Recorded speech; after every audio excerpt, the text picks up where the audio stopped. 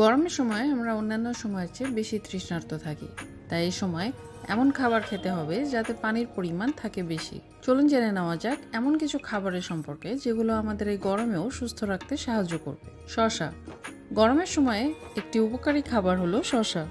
এতে ক্যালোরি থাকে কম এবং এটি হাইড্রেটিং একটি খাবার। আপনার প্রতিদিনের সালাদ, স্মুদি কিংবা অন্যান্য ডিশ তৈরিতে রাখতে পারেন শসা। এতে পানির পরিমাণ বেশি থাকার কারণে তা আপনাকে গরমেও হাইড্রেটেড থাকতে সাহায্য করবে।